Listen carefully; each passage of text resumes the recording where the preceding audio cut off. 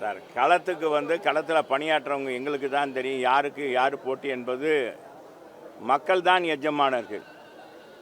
இது சினிமா வசனம் இல்லை. அவர் அப்படி சொன்னாரான்னு எனக்கு தெரியாது. நீங்கள் கேட்குறீங்க. நீங்கள் வாட்டு ஊடகங்கள் ஏதாச்சும் ஒரு கேள்வியை போட்டுட்டு அப்புறம் செல்லூர் ராஜ் ஏதாச்சும் சொன்னார், விஜயை சாடினார். ஏப்பா முதல் ஆண்டில் தொடக்கத்தில் எல்லாரும் மகிழ்ச்சியாக இருக்கணும்னு வேண்டிட்டு வந்திருக்கோம்.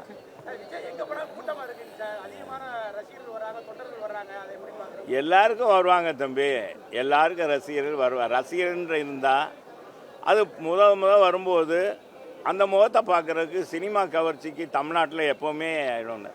நம்ம அமிதாப் பச்சன் வந்தார்னா கூட கூட்டம் கூடும். அமிதாப் பச்சன் எவ்வளோ காலமாக சினிமாவில் இருக்கார். அதெல்லாம் ஒன்றும் இது இல்லை, கூட்டம் கூடுறது வச்ச இல்லை.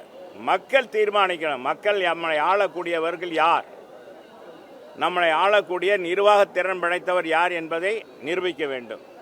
அதுபோன்ற நிரூபித்தவர் புரட்சி தமிழர் எடப்பாடியார். எனவே அதுக்குள்ளே மற்ற யாரையும் இது முதல் தொடக்க நாள யாரையும் நான் சாட விரும்பலை.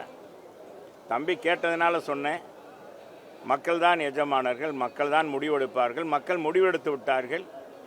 மதுரையில் 200 கோடி மாநகராட்சியுடைய வரிப்பணம் இன்னைக்கு திமுக நிர்வாகிகளால் கொள்ளையடிக்கப்பட்டிருக்கிறது. அதுக்கு தீர்வே கிடைக்கவில்லை. ஒரு மேயர் இல்லாமல் ஒரு மாநகராட்சி 3 மாதங்களுக்கு மேலாக நடைபெறுகிறது. 3 மாதங்கள் மாநகராட்சி கூட்டம் நடைபெறவில்லை. இதனால் மக்களுடைய குறைகள் நிறைகளை பற்றி பேச முடியவில்லை.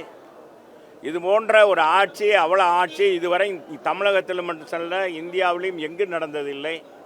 5 மண்டல தலைவர் இல்லை, நிலைக்குழு தலைவர் இல்லை. இதுக்கு இந்த ஆண்டாட்சி விடுதல் கிடைக்கும் அப்படின்னு நாங்கள் நினைக்கிறோம். இல்லைன்னா அவர் மாநகராட்சி அவங்க மாமன்ற உறுப்பினர்கள்லாம் அவர் ராஜினாமா செய்ய சொல்லிடலாம். திமுக தலைவர், மாண்புமிகு முதலமைச்சர். ஏன்னா யாருமே சரியில்லைன்றதுனால தானே அவர் தேர்ந்தெடுக்கலை. இல்லைன்னா தேர்ந்தெடுத்திருப்பார். எல்லா 69 மாமன்ற உறுப்பினர் இருக்காங்க. யாரையும் ஒரு ஆளை கூட தேர்ந்தெடுக்க முடியல. ஒரு மேயரை தேர்ந்தெடுக்க முடியல, 5 மண்டல தலைவரை தேர்ந்தெடுக்க முடியல, நிலைக்குழு தலைவரை தேர்ந்தெடுக்க முடியல. இங்கே இருக்கிற நான் தாண்டா வீரன் அப்படின்னு இங்கே இருக்கிற 2 அமைச்சர்கள் பேசுகிறாங்க.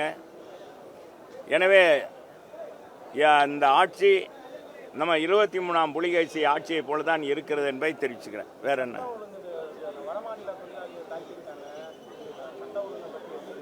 நாங்கள் தமிழ்நாட்டில் கிறுக்கு போதையாக இருக்கிறது. தமிழ்நாட்டில் கிறுக்கு போதை.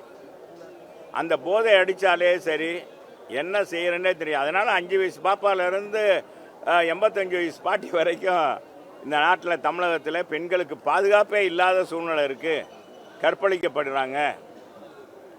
எனவே அவங்க இது இந்த போதையை ஒழிக்கணும் அப்படின்றது தான்.